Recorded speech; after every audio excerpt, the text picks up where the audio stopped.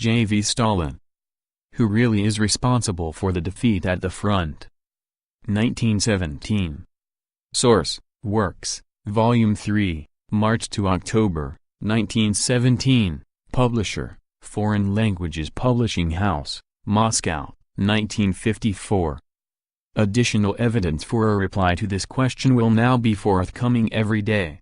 And every day will reveal more clearly how vile, how execrable was the conduct of those who tried to throw the blame for the July defeat at the front on the Bolsheviks. Izvestia, the official organ of the Soviets, printed in its issue number 147 an article entitled "The Truth About the Mlynov Regiment." This is a document of first-rate political importance.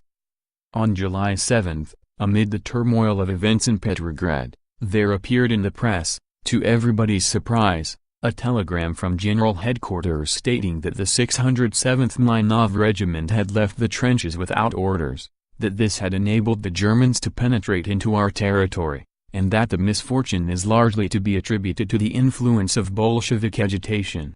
Accusation after accusation was hurled at the Bolsheviks, who were being slandered enough as it was.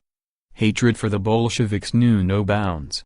The entire patriotic press poured fresh fuel on the flames day by day. Every day slander blossomed more luxuriantly.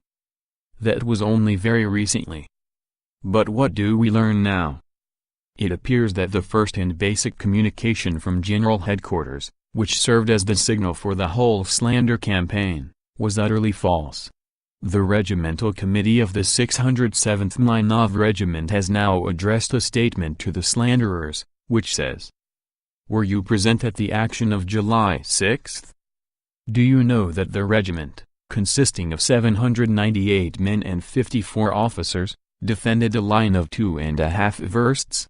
Do you know that only 12 officers and 114 men came out of the battle alive, the rest having fallen in defense of their country, losses, 75%? Do you know that the 607th Regiment held its position for 7 hours under hurricane fire of diabolical intensity, and, notwithstanding orders to retire at 8:30 to the support bases, stood fast until 11 a.m. from 3:30 a.m.? And do you know what sort of trenches we were in, and what technical means of defense we had at our disposal? But that is not all. Izvestia publishes the documents of an official inquiry, signed by Major Generals Goshtoft and Gavrilov, Acting Chief of Staff Kolesnikov and others, in which we read. The results of the inquiry show that the 607th Mlynov Infantry Regiment and the 6th Grenadier Division in general cannot be accused of treason, treachery or of having abandoned their positions without orders. On July 6 the division fought and died. The division was wiped out by the fire of more than 200 enemy guns, itself having only 16. And, not a word about pernicious Bolshevik agitation. Such are the facts. And even Izvestia, a newspaper ready to use any stick to beat the Bolsheviks with, writes in this connection. Of course, it is not the revolutionary structure of the army that is responsible for the defeat. But the calumny to which it is subjected made it possible to lay the whole blame for the defeat on Bolshevik propaganda and on the committees which connived at it. So that's it, gentlemen of Izvestia. But, forgive us for asking, did you not do the same thing yourselves? Did you not follow the example of the Black Hundred scoundrels in publishing revolting calumnies and despicable denunciations of the Bolsheviks? Did you not cry, "Crucify the Bolsheviks, crucify them, they are to blame for everything"? But listen further.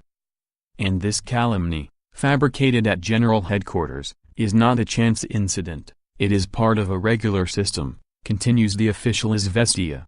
Official communications from General Headquarters also charged the Guards Corps with treachery. And we have seen how incompetent counter-revolutionary generals tried to lay the blame for their incompetence, which cost thousands of lives, on the army organizations. That is what happened on a small scale at Stakod, and that is what is being repeated on a huge scale now.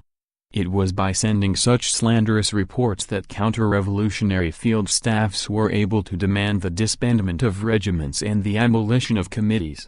It was with the aid of such calumny that they were able to shoot hundreds of men and to fill the emptied prisons again, By destroying the army's revolutionary organizations, they could again make it their tool and wield it against the revolution.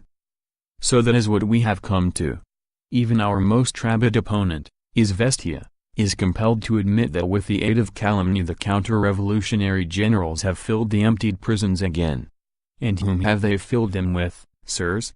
With Bolsheviks, internationalists. And you of Izvestia, what were you doing, sirs, when the prisons were being filled with our comrades? You were shouting together with the counter-revolutionary generals, at M. Together with the worst enemies of the revolution you were crucifying old revolutionaries who had sealed their loyalty to the revolution with decades of self-sacrificing struggle, together with the Kaledins, Aleksinskis, Rerenskis, Pereverzevs, Milyakovs and Burtsevs. You were jailing Bolsheviks and were allowing the lie to be spread that the Bolsheviks were in receipt of German gold. Izvestia, in its fit of candor, goes on to say.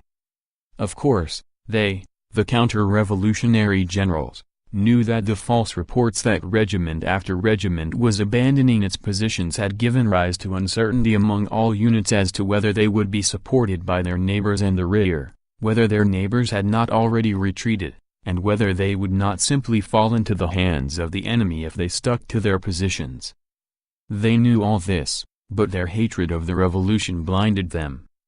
And then, naturally, the regiments did abandon their positions. They heeded those who advised them to do so, they discussed at meetings whether to carry out orders or not. The panic spread. The army was transformed into a fear-crazed herd. And then the reprisals started. The soldiers knew where they were to blame and where their commanders were to blame. And daily, in hundreds of letters, they are protesting, we were betrayed under the Tsar, we have been betrayed now, and it is we who are being punished for it. Izvestia, number 147. Does Izvestia realize what it has admitted in these words? Does it realize that these words are a complete vindication of the tactics of the Bolsheviks and an utter condemnation of the socialist revolutionaries and Mensheviks' entire position? Yes, indeed. Have not you yourselves admitted that the soldiers are being betrayed as they were under the Tsar? Have not you yourselves admitted that despicable reprisals are being wreaked on the soldiers? Yet you approve of the reprisals, you voted for the death penalty, you give them your benediction, you assist them. With what name do people who act like this deserve to be branded? Yes, indeed. Have not you yourselves admitted that the generals upon whom the lives of hundreds of thousands of soldiers depend are guided in their actions by hatred of the revolution? Yet you place millions of soldiers at the mercy of these generals, you give the offensive your benediction, you fraternize with these generals at the Moscow conference. But by doing so you sign your own death warrant, sirs. Where is the limit to your degradation? We have heard the evidence of the Izvestia gentry, and we ask, if, as Izvestia says, General Headquarters slandered the Mlinov regiment, if it played a dirty game at Stakod, if it is guided not by considerations of national defense, but by considerations of the struggle against the revolution, if all this is true, what guarantee have we that the present information about the events on the Romanian front is not distorted also? What guarantee have we that the reactionaries are not deliberately and premeditatedly arranging defeat after defeat at the front? Who is responsible for the defeat at the front?